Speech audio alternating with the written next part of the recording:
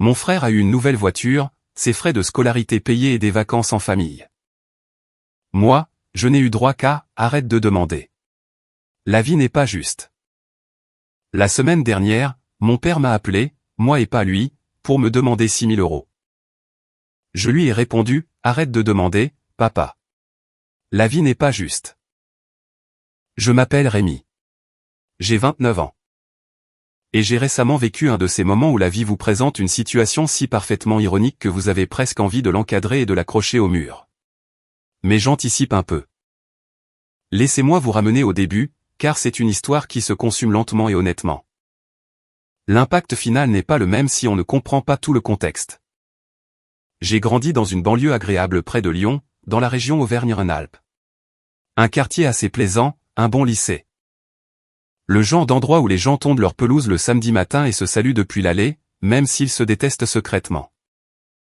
Mes parents sont Claude et Martine. Mon père travaillait comme courtier en assurance commerciale.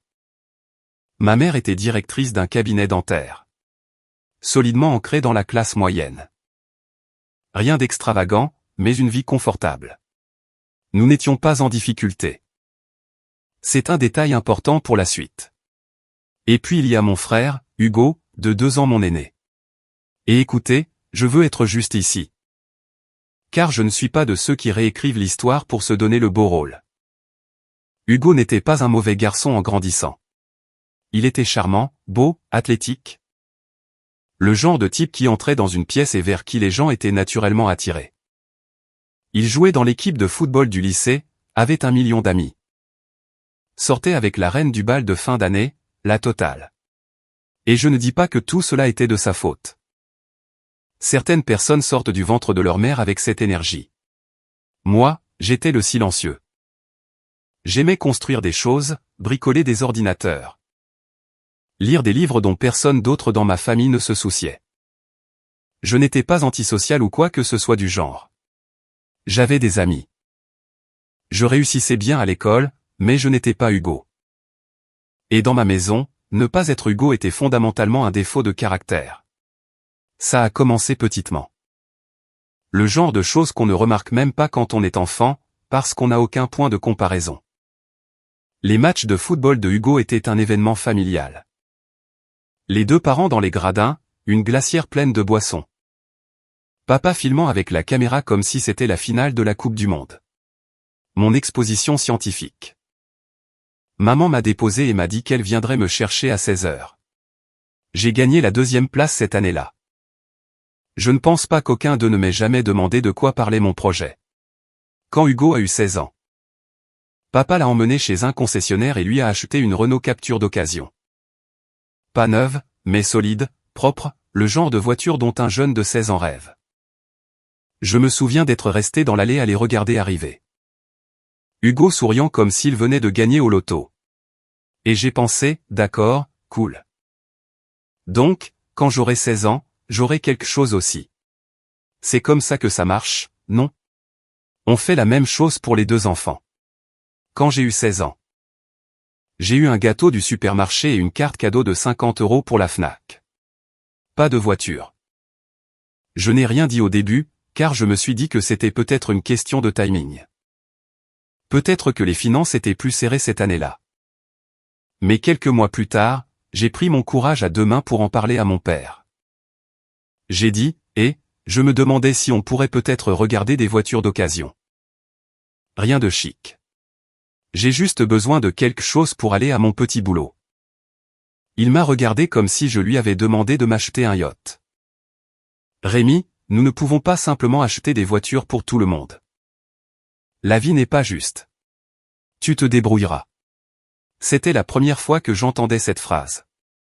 Ce ne serait pas la dernière. J'ai trouvé un travail dans un magasin de bricolage l'été avant ma première et j'ai économisé assez pour acheter une vieille Peugeot déglinguée avec 160 000 km au compteur. La vitre passager ne descendait pas et la climatisation ne fonctionnait apparemment que le jeudi. Mais elle était à moi. J'en étais fier. Mon père n'a jamais dit un mot à ce sujet. C'est en terminale que le fossé a vraiment commencé à se creuser. Hugo était allé à l'université de Lyon, pas grâce à une bourse, notez bien. Maman et papa payaient ses frais de scolarité, la totalité. Le logement en résidence universitaire, la nourriture au restaurant universitaire, les livres, tout. Je le sais parce que maman l'a mentionné nonchalamment lors du repas de Noël comme si c'était tout à fait normal. Nous sommes si fiers de Hugo. Il réussit si bien à l'université et nous sommes heureux de pouvoir lui donner cette opportunité. Cool. Génial. Alors, naturellement, quand j'ai commencé à chercher des universités, j'ai supposé que le même arrangement serait proposé pour moi. J'avais de meilleures notes que Hugo. J'avais obtenu un meilleur score au bac. J'avais un vrai projet. Je voulais étudier l'informatique, peut-être me lancer dans le développement de logiciels. J'avais une liste d'écoles, et j'étais prêt à m'asseoir et à en discuter. J'ai abordé le sujet au dîner un dimanche de février. J'avais tout un dossier, avec les coûts des frais de scolarité imprimés. Les options d'aide financière, les dates limites des bourses. J'avais fait mes devoirs, au sens propre comme au figuré. J'ai fait glisser le dossier sur la table et j'ai dit que je voulais parler de l'université. Mon père l'a à peine regardé. Il a pris l'une des impressions, a jeté un œil au montant des frais de scolarité, et l'a reposé. C'est beaucoup d'argent, Rémi. J'ai dit que je le savais. C'est pourquoi j'avais déjà postulé pour des bourses et que je regardais l'aide financière. Mais j'espérais qu'il pourrait aider à combler une partie de l'écart, comme il l'avait fait pour Hugo. Maman et papa ont échangé un de ces regards. Vous savez, ce regard de couple marié qui signifie: nous en avons déjà discuté sans toi et notre décision est prise. Maman a remué son café et papa s'est adossé à sa chaise. La situation de Hugo était différente, a-t-il dit. Il avait besoin de soutien. Tu as toujours été plus indépendant. Tu te débrouilleras. La revoilà. Tu te débrouilleras. La devise de la famille, mais apparemment seulement pour moi. Je n'ai pas crié. Je n'ai pas renversé la table. Je suis juste resté assis là une seconde.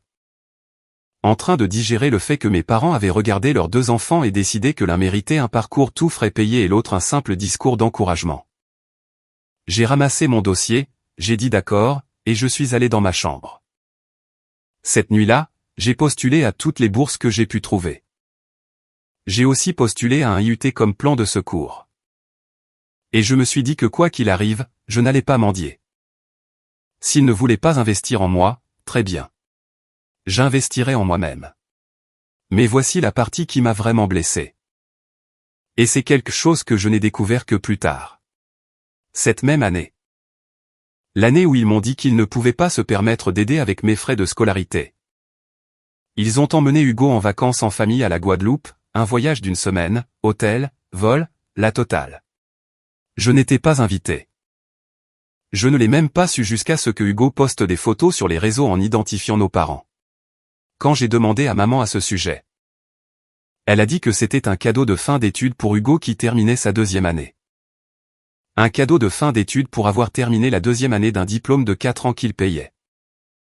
Je ne savais pas qu'on pouvait être diplômé à mi-parcours, mais apparemment dans ma famille, c'était possible si on s'appelait Hugo. J'ai commencé l'IUT cet automne-là. Je l'ai payé moi-même. Je travaillais à plein temps au magasin de bricolage pendant la journée et je suivais des cours le soir. C'était brutal. Je ne vais pas enjoliver les choses. Il y a eu des semaines où je dormais peut-être 4 heures par nuit, mais j'ai maintenu mes bonnes notes. J'ai été transféré dans une université après 2 ans et j'ai obtenu mon diplôme en informatique. Ça m'a pris 5 ans au total au lieu de 4.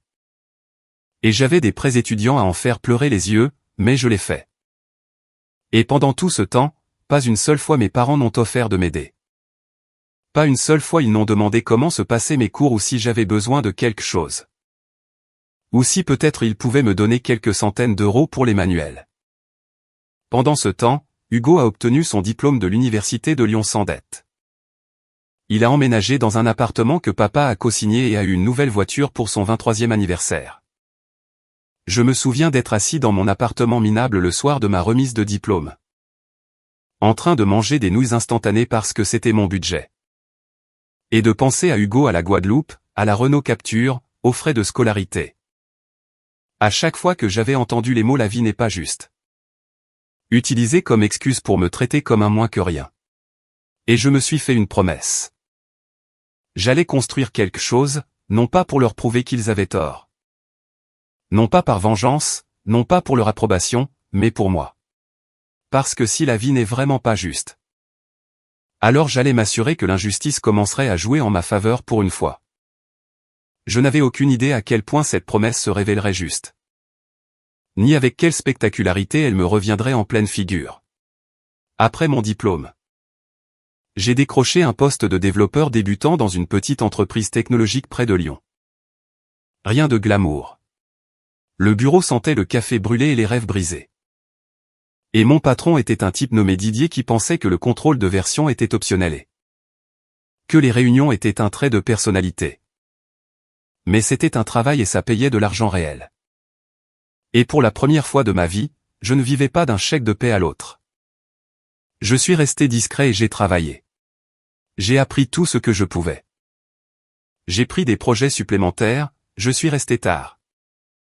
J'ai appris de nouveaux langages de programmation les week-ends. Non pas parce que j'essayais d'impressionner qui que ce soit, mais parce que j'aimais sincèrement ce que je faisais. Pour la première fois, je sentais que je construisais quelque chose qui m'appartenait. Pendant ce temps, la dynamique familiale n'avait pas changé. Hugo avait trouvé un poste de vendeur chez un concessionnaire automobile, dont il parlait comme s'il travaillait à la défense. Chaque fois que je rentrais à la maison pour les fêtes, la conversation au dîner était le Hugo Show. Combien de voitures il avait vendues ce mois-ci, comment son manager l'adorait, comment il pensait se lancer dans l'immobilier. Maman et papa s'en délectaient. Papa hochait la tête en disant des choses comme « c'est mon garçon ». Et maman rayonnait comme si Hugo venait de guérir une maladie au lieu de vendre une Peugeot à un retraité. Quand j'ai mentionné que j'avais eu une promotion dans mon entreprise, papa a dit « c'est bien ». Puis il a demandé à Hugo s'il voulait plus de purée de pommes de terre. J'aimerais exagérer. Vraiment. Les fêtes empiraient. Noël était le vrai coup de poing dans l'estomac. Je suis assis dans le salon et nous ouvrons les cadeaux. J'avais offert à mes parents un bel ensemble de couteaux de cuisine parce que maman se plaignait des siens depuis des années. Attentionné, n'est-ce pas? Pratique. Elle les a ouverts, a dit merci, et les a mis de côté. Puis Hugo ouvre son cadeau pour eux, qui était une photo encadrée de lui-même. Un portrait professionnel d'une séance photo qu'il avait faite pour le concessionnaire, dans un joli cadre. Maman a agi comme s'il venait de lui tendre la Joconde. Puis c'était à notre tour d'ouvrir nos cadeaux de maman et papa. Hugo a reçu une enveloppe. À l'intérieur, il y avait un chèque de 5 000 € pour la compte de son appartement, a dit papa en lui tapant sur l'épaule. J'ai reçu un pull de chez Kiabi avec l'étiquette de prix encore dessus. 35 €. Je le sais parce que l'étiquette dépassait du papier de soie et je l'ai vu avant même d'ouvrir la boîte. J'étais assis là, tenant ce pull. Et j'ai regardé de l'autre côté de la pièce Hugo tenant un chèque de 5 000 €. Et j'ai eu un moment de décorporation où j'ai failli rire. Non pas parce que c'était drôle, mais parce que l'absurdité de la situation avait atteint un point où pleurer semblait demander trop d'efforts. Je n'ai rien dit. Je les ai remerciés pour le pull et je l'ai porté pour rentrer chez moi ce soir-là. Mais la chose qui a finalement brisé quelque chose en moi s'est produite en mars suivant. J'étais à mon poste depuis environ 1 an et demi et je venais d'obtenir une autre promotion. J'étais maintenant un développeur de niveau intermédiaire gagnant un salaire décent. Et je commençais à me sentir vraiment bien dans ma trajectoire. J'ai appelé maman un mercredi soir juste pour discuter. Et elle a mentionné que papa avait aidé Hugo à acheter un nouveau Peugeot 3008, pas un d'occasion, flambant neuf. Papa avait mis 15 000 € dessus. 15 000 €.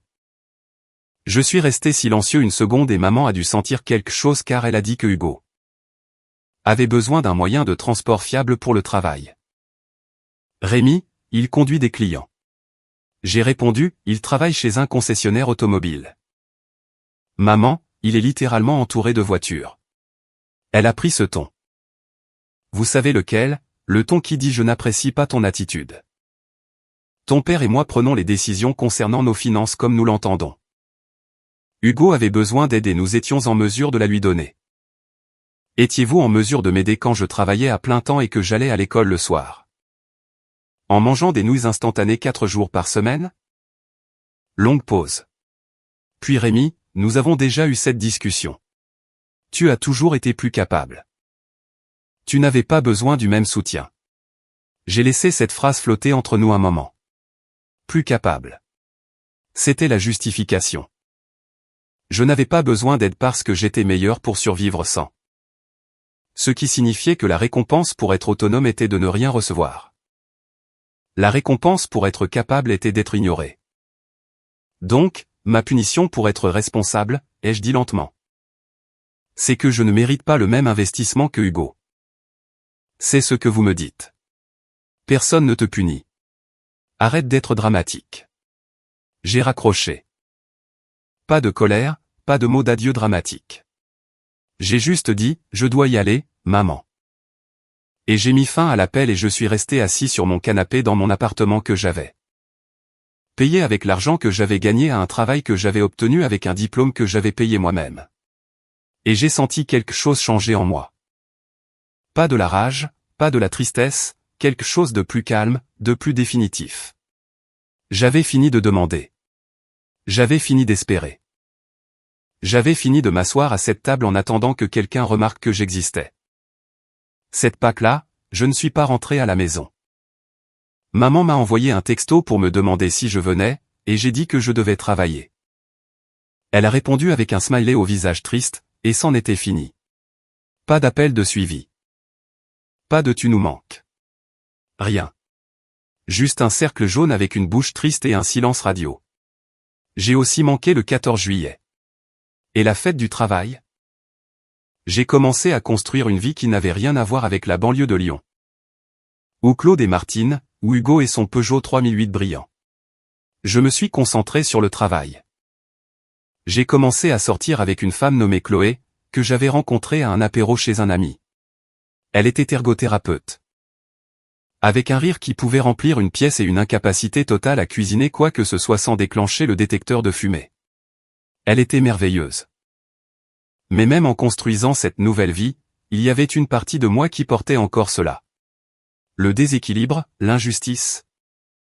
C'est une chose étrange de grandir en sachant que vos parents ont choisi votre frère ou votre sœur à votre place. Ça ne vous met pas en colère tous les jours. C'est plus comme un bourdonnement sourd en arrière-plan. Cette conscience constante que les personnes qui étaient censées vous aimer de manière égale ont pris une décision délibérée, répétée et consciente de ne pas le faire. Je n'avais pas parlé directement à Hugo depuis près d'un an quand il m'a appelé de nulle part un jeudi soir. J'ai failli ne pas décrocher. « Salut mec », a-t-il dit d'un ton désinvolte, comme si nous nous parlions toutes les semaines.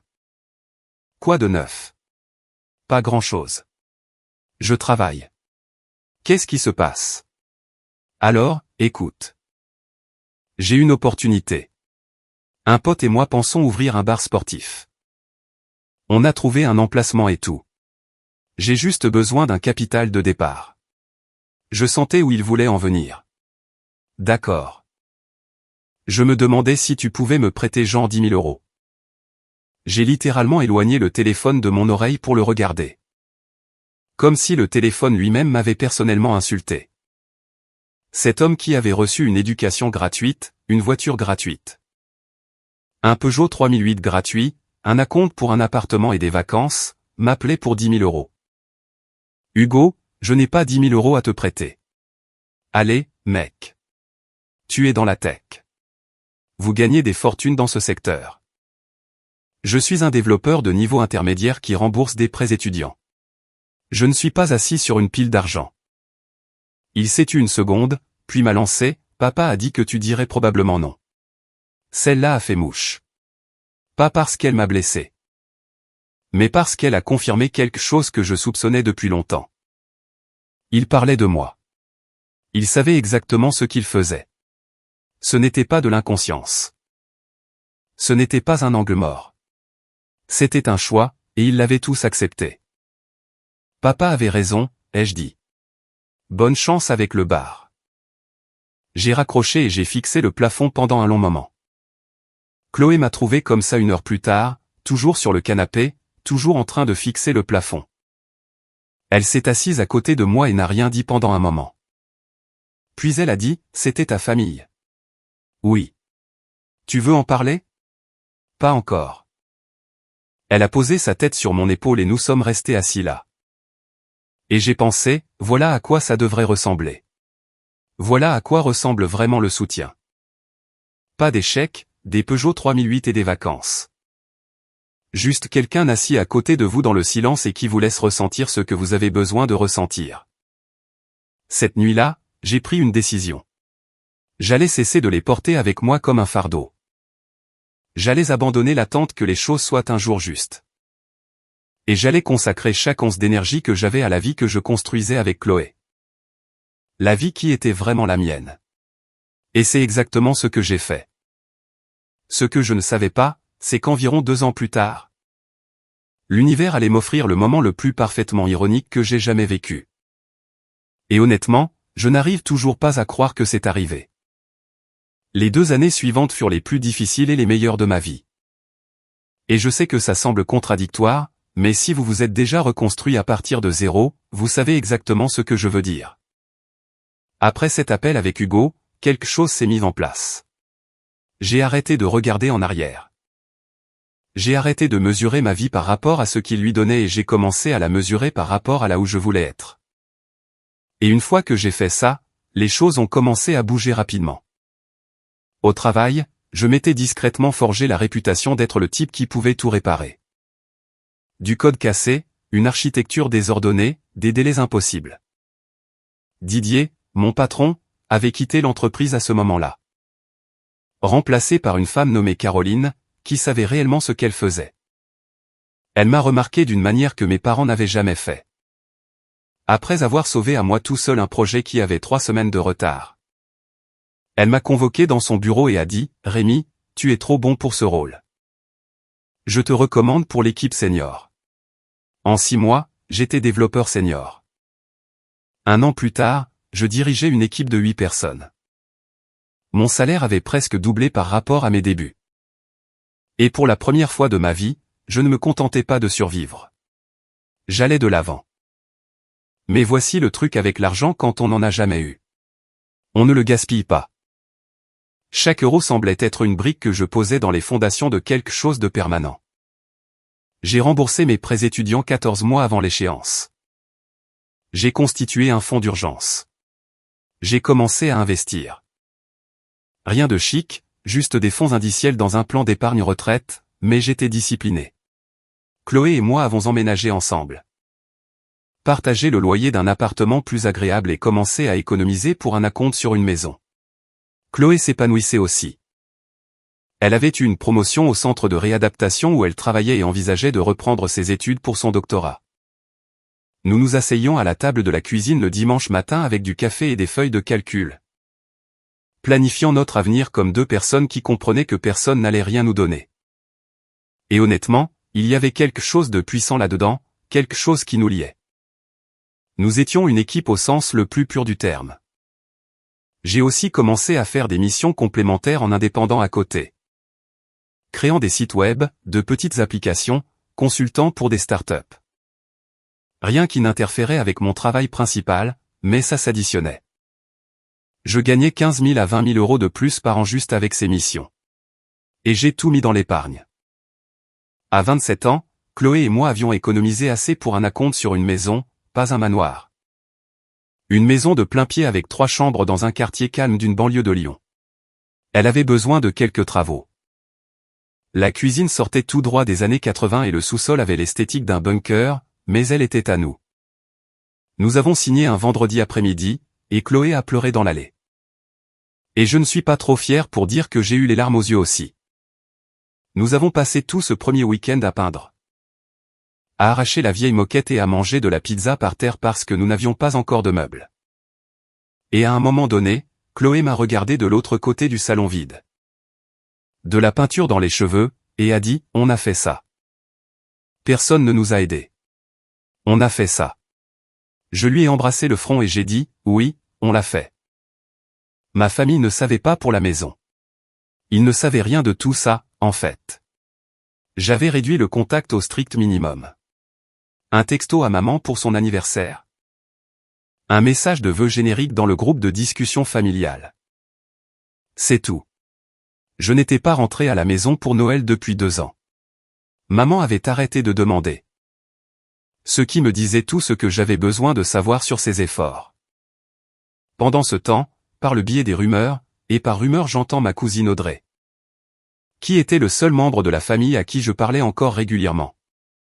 Je recevais des nouvelles de Hugo, et le tableau n'était pas joli. Le bar sportif a tenu 11 mois avant de faire faillite. Il s'est avéré que l'associé de Hugo avait un problème de jeu et piquait de l'argent dans la caisse. Hugo a perdu tout son investissement, qui, si vous suivez, était principalement de l'argent que papa lui avait donné. Après la fermeture du bar, Hugo a enchaîné quelques emplois. A vendu des assurances pendant un certain temps, a essayé l'immobilier. A fait une sorte de consulting vague qui, selon Audrey, signifiait essentiellement qu'il restait à la maison et parlait d'affaires qui ne se concrétisaient jamais. Il avait aussi traversé une rupture, une mauvaise. Sa petite amie de 3 ans a découvert qu'il mentait sur ses finances, lui disant qu'il s'en sortait bien alors qu'il accumulait en réalité des dettes de cartes de crédit, et elle est partie. Audrey a dit que Hugo l'avait mal pris, qu'il avait commencé à boire plus, à appeler maman à toute heure, à se pointer à la maison et à s'asseoir dans son ancienne chambre. Et écoutez, je ne vais pas m'asseoir ici et dire que je n'ai rien ressenti. C'est mon frère. Même après tout, il y a une partie de vous qui ne veut pas voir sa propre famille s'effondrer. Mais il y avait une autre partie de moi, une plus grande partie qui pensait. Voilà ce qui arrive quand on n'apprend jamais à se tenir debout tout seul. Quand tout vous est donné, vous ne développez jamais les muscles pour vous porter. Et quand les aides s'arrêtent ou que la chance tourne, vous vous effondrez parce qu'il n'y a rien en dessous. Mes parents aussi avaient des difficultés, bien que je n'en connaissais pas encore toute l'étendue. Papa avait pris une retraite anticipée l'année précédente, ce que j'avais appris par Audrey. La pension était apparemment plus petite que prévu. Et ils puisaient dans leurs économies pour combler l'écart. Entraider Hugo avec le bar, le Peugeot 3008. L'appartement et des années à subventionner son style de vie, leur bas de laine avait subi de sérieux revers. L'ironie commençait à s'écrire d'elle-même. À cette époque, quelque chose s'est produit à mon travail qui a tout changé. Notre entreprise a été rachetée par une firme technologique beaucoup plus grande basée à Paris. Il y a eu une période de restructuration où tout le monde était nerveux à propos des licenciements. Mais quand la poussière est retombée, non seulement j'ai gardé mon emploi, mais j'ai été de nouveau promu. La nouvelle société mère voulait que je dirige une division de développement. Mon salaire a bondi à un chiffre qui aurait semblé de la science-fiction au Rémi de 20 ans. Mangeant des nouilles instantanées dans son studio. Chloé et moi étions assis sur notre terrasse ce soir-là. La terrasse de la maison que nous avions achetée avec notre propre argent. Et elle a regardé la lettre d'offre et a dit, « Rémi, est-ce que c'est réel ?» ?»« Oui, c'est réel. Tu as construit ça. Nous avons construit ça. » Elle a secoué la tête. « Non, je veux dire ceci spécifiquement. Ta carrière, tes compétences, tout ce que tu as gagné. C'est toi. C'est entièrement toi. » Je ne savais pas quoi répondre à cela. Alors ? Je lui ai juste tenu la main et j'ai regardé le soleil se coucher sur notre quartier et j'ai pensé au gamin qui ne pouvait pas se payer de manuel. Le gamin dont les parents ont regardé un dossier plein de projets universitaires et ont dit, « Tu te débrouilleras. » Je me suis débrouillé. Non pas parce qu'il croyait en moi, mais malgré le fait qu'il n'y croyait pas. Chloé et moi nous sommes fiancés cet automne-là. J'ai fait ma demande dans ce petit restaurant italien où nous avions eu notre premier rendez-vous. Et elle a dit oui avant même que j'ai fini ma phrase. Ce qui était bien car j'étais si nerveux que je ne suis pas sûr que la phrase aurait été cohérente de toute façon. Sa famille nous a organisé une fête de fiançailles. Sa mère a fait un gâteau. Son père m'a serré la main et a dit « Bienvenue dans la famille, mon fils ». Et j'ai dû m'excuser pour aller aux toilettes parce que ce mot m'a touché à un endroit que je n'attendais pas. Mon fils, dit avec chaleur, dit comme si ça signifiait quelque chose. Nous avons fixé la date du mariage pour le mois de juin suivant. Nous payions tout nous-mêmes, ce dont nous étions fiers. Sans condition, sans culpabilité, sans levier. C'était à nous. Je n'ai pas invité mes parents à la fête de fiançailles. Je ne leur ai pas parlé de la demande en mariage. Audrey le savait parce que Audrey savait tout. Mais elle a compris sans que j'aie à expliquer. Elle a juste dit, je comprends. Je suis heureuse pour toi, Rémi. La vie était belle. Vraiment belle. J'avais plus d'argent que je n'aurais jamais cru possible. J'avais une partenaire qui m'aimait, une maison, une carrière, un avenir. J'avais 29 ans et j'avais tout construit à partir de rien. Et puis, un lundi soir pluvieux d'octobre, mon téléphone a sonné. C'était papa. Il ne m'avait pas appelé depuis plus d'1 an. J'ai fixé l'écran pendant 3 sonneries complètes avant de décrocher. Rémi, c'est ton père. Salut, papa. Écoute, je dois te parler de quelque chose. C'est important. Le ton de sa voix était différent de tout ce que j'avais jamais entendu. Plus petit, incertain, comme un homme au bord de quelque chose qu'il ne voulait pas regarder. D'accord, ai-je dit. Je t'écoute. Et ce qu'il a dit ensuite était quelque chose que j'avais attendu toute ma vie d'entendre. Même si je ne le savais pas jusqu'à ce que les mots flottent déjà dans l'air entre nous. Rémi, j'ai besoin de t'emprunter 6 000 €. Je n'ai pas répondu tout de suite. J'ai laissé le silence s'installer, car honnêtement, j'avais besoin d'une seconde pour m'assurer que j'avais bien entendu. Claude, mon père. L'homme qui avait passé toute mon enfance à me dire que la vie n'est pas juste tout en s'assurant simultanément qu'elle soit aussi juste que possible pour Hugo, me demandait de l'argent. 6 000, ai-je répété. Oui, je sais que c'est beaucoup, mais nous avons une situation ici. Il s'est éclairci la gorge, et je pouvais dire que c'était physiquement pénible pour lui. Papa était un homme fier. Il l'avait toujours été. Le genre de type qui préférerait marcher 15 km sous la pluie plutôt que d'admettre qu'il avait besoin qu'on le conduise. Ta mère a besoin de soins dentaires. La mutuelle ne couvre pas la totalité du montant et il nous manque de l'argent. Combien il vous manque? Environ 6 000 €. Nous avons eu quelques dépenses cette année et les choses sont plus serrées que prévu. Je me suis adossé à ma chaise et j'ai fermé les yeux. 6 000 €. C'était à peu près le coût d'un semestre à l'IUT que j'avais payé moi-même. C'était moins que le chèque qu'ils avaient donné à Hugo pour son appartement. C'était une fraction de ce qu'ils avaient mis pour son Peugeot 3008. C'était de l'argent de poche comparé aux frais de scolarité qu'ils avaient couverts pour lui à l'université de Lyon. Et Hugo? Ai-je demandé. Lui as-tu demandé? Une autre pause. Plus longue cette fois. Hugo n'est pas en mesure d'aider en ce moment. Il traverse une mauvaise passe. Hugo traverse une mauvaise passe depuis environ 5 ans. Papa Rémi, ne commence pas. Je ne commence rien. Je pose une question directe. Vous avez probablement investi plus de 100 000 € dans Hugo au fil des ans. Les voitures, les frais de scolarité, l'appartement, le Peugeot 3008, le bar sportif. Où est passé tout cet argent? Ce n'est pas le sujet de cette conversation. C'est exactement le sujet de cette conversation. Il s'est tu. Je pouvais entendre maman en arrière-plan, le cliquetis de la vaisselle. Une télévision qui murmurait, les bruits de la maison où j'ai grandi. La maison où je m'étais assis à la table du dîner avec un dossier plein de projets universitaires, et où l'on m'avait dit de me débrouiller. Papa. Tu te souviens quand j'avais 17 ans et que je t'ai demandé de l'aide pour les frais de scolarité? Rémi. Tu te souviens de ce que tu m'as dit? Il n'a pas répondu. Tu as dit que la vie n'est pas juste. Tu as dit que je me débrouillerais. Alors, je l'ai fait. Je me suis débrouillé. J'ai travaillé à plein temps et je suis allé à l'école le soir. J'ai mangé de la nourriture de mauvaise qualité et j'ai dormi 4 heures par nuit. Et j'ai obtenu mon diplôme avec une dette qu'il m'a fallu des années à rembourser. Et pendant tout ce temps, tu signais des chèques pour Hugo comme s'il était un service par abonnement. Nous faisions ce que nous pensions être le mieux à l'époque. Le mieux pour qui? Plus de silence. Je sentais mon cœur battre la chamade, mais ma voix était stable. Je n'étais pas en colère, pas exactement. C'était autre chose. Quelque chose qui était resté dans ma poitrine pendant plus d'une décennie, attendant exactement ce moment pour être dit. Je dois y réfléchir, lui ai-je dit. Je te rappelle.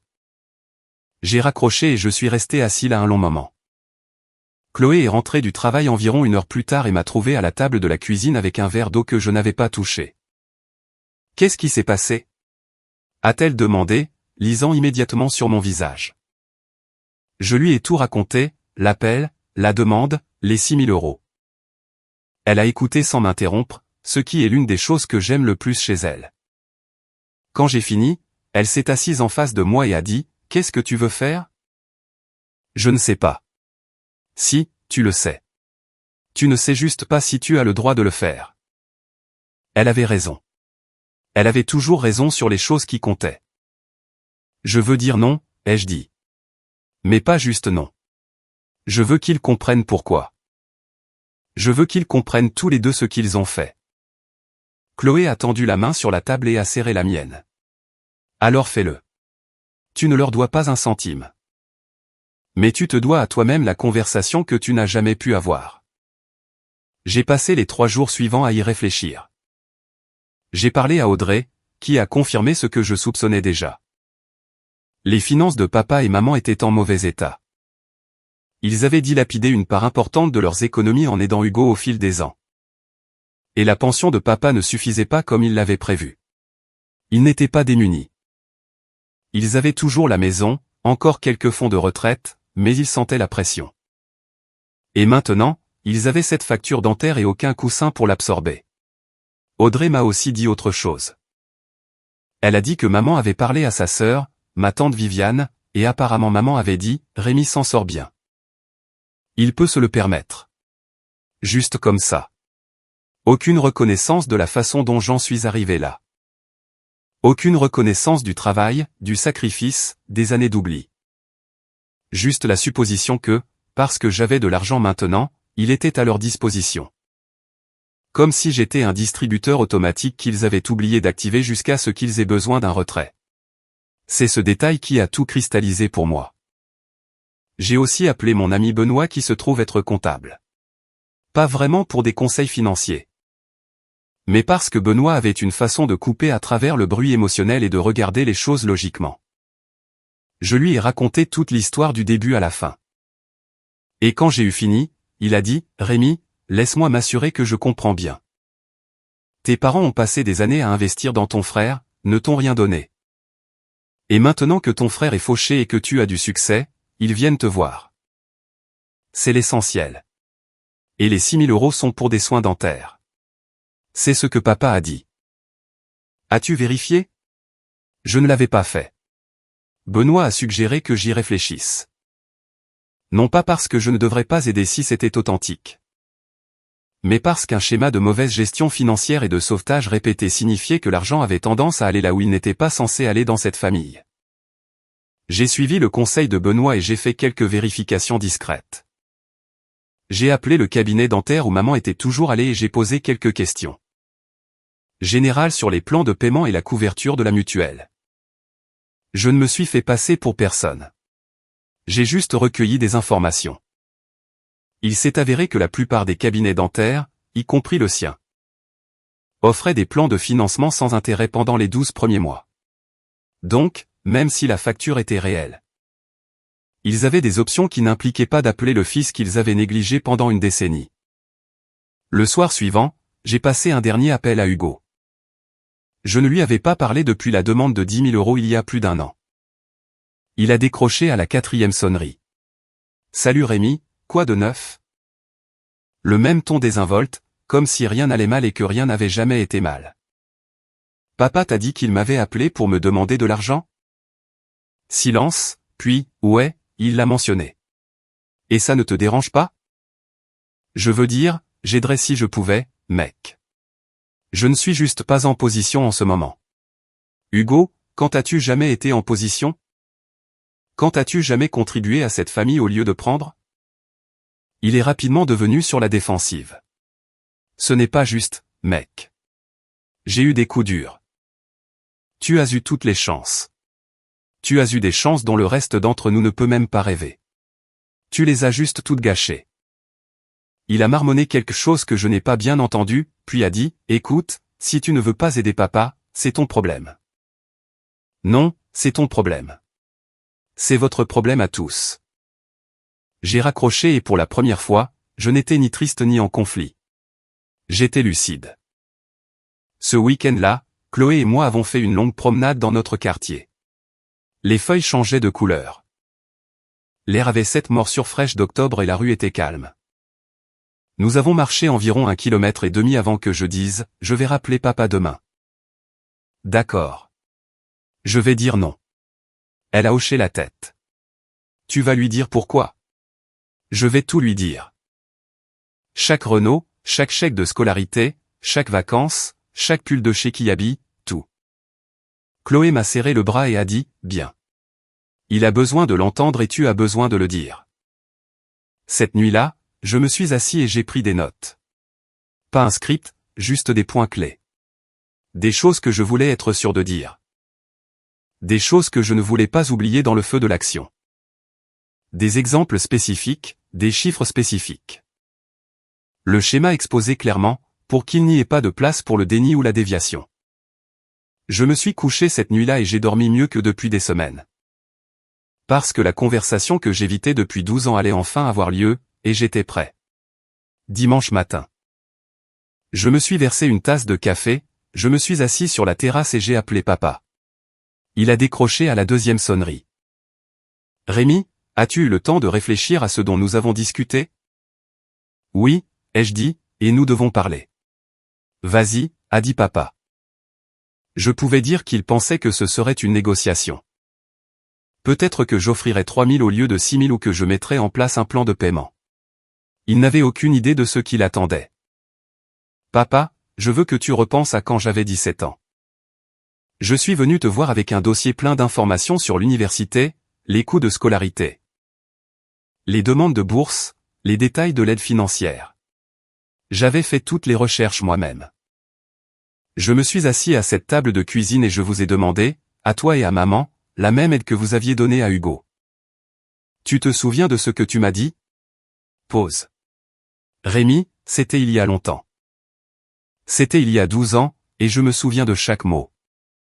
Tu as dit que nous ne pouvions pas nous permettre d'aider tout le monde. Tu as dit que j'étais indépendant et que je me débrouillerais.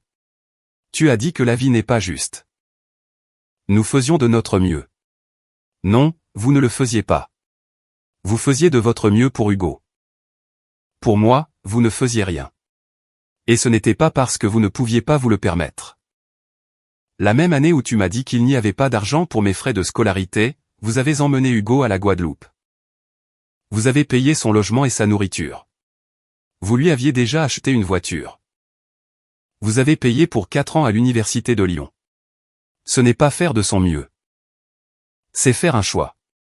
Et le choix, c'était lui. À chaque fois, le choix était lui. J'ai entendu la voix de maman en arrière-plan. Claude, qu'est-ce qu'il dit? Mets-moi sur haut-parleur, ai-je dit.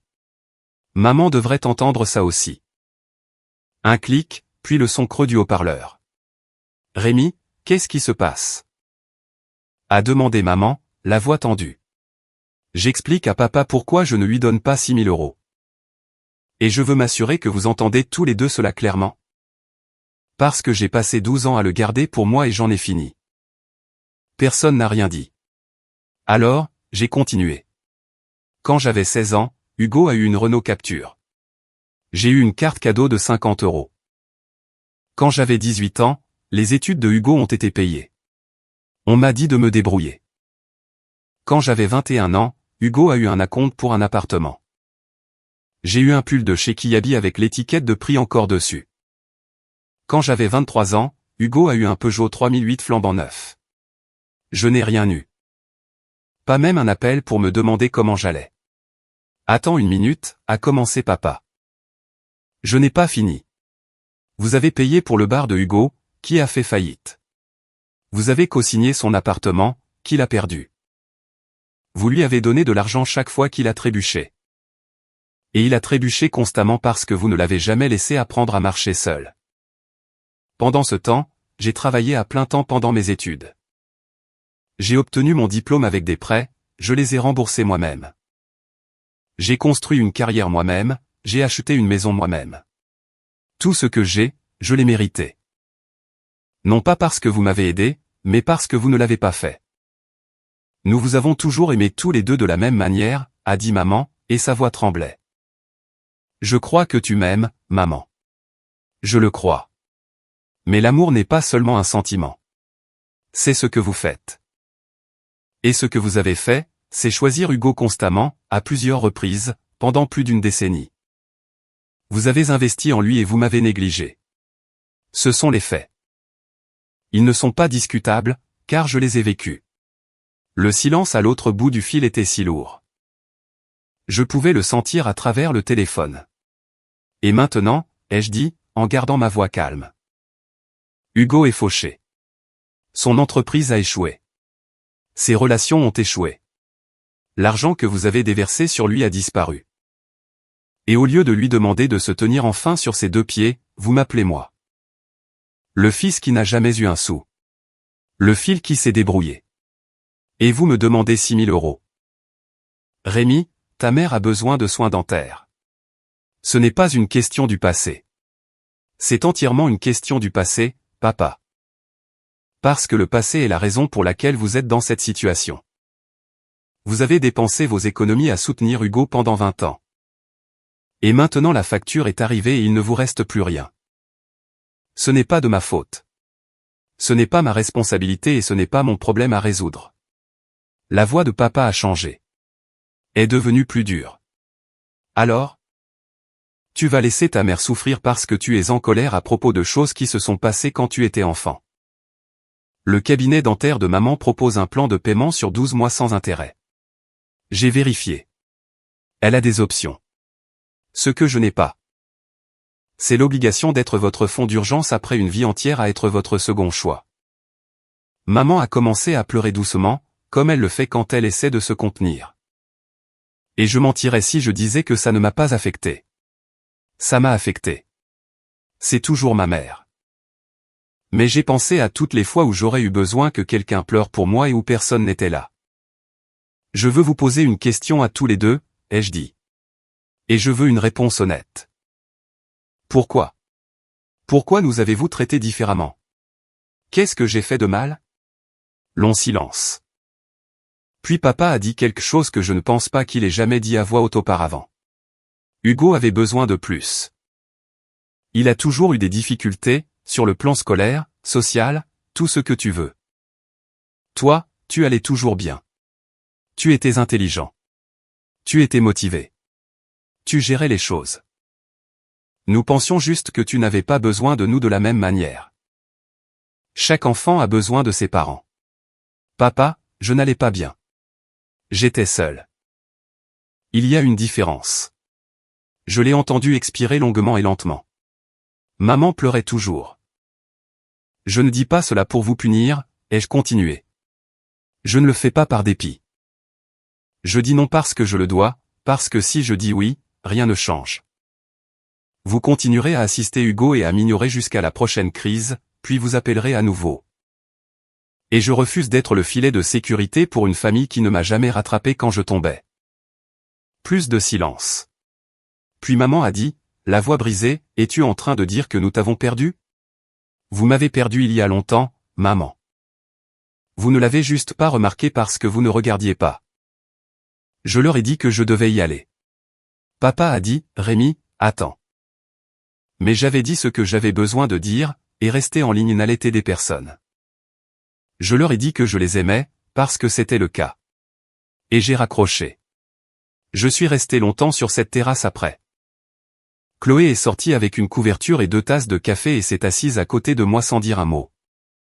Nous avons regardé les nuages se déplacer dans un ciel gris d'octobre et j'ai ressenti quelque chose que je ne m'attendais pas à ressentir. Pas de la satisfaction, pas un sentiment de revanche, mais du soulagement. Comme si j'avais porté un rocher au-dessus de ma tête pendant 12 ans et que je l'avais enfin posé. Les conséquences se sont déroulées au cours des semaines suivantes.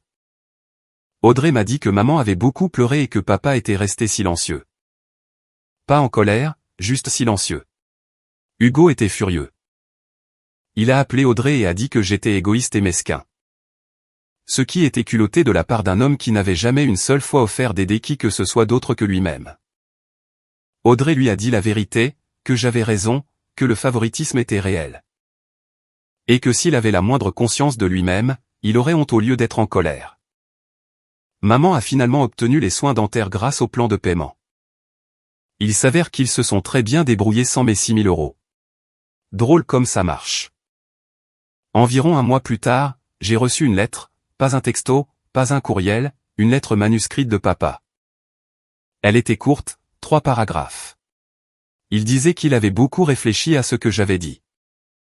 Il disait qu'il ne réalisait pas à quel point la situation avait été mauvaise de mon point de vue. Il disait qu'il était désolé. Pas d'excuses, pas de déviation, pas de qualificatif du genre mais nous pensions que. Juste des excuses. Je l'ai lu 2 fois. Puis je l'ai mise dans un tiroir et je n'ai pas répondu.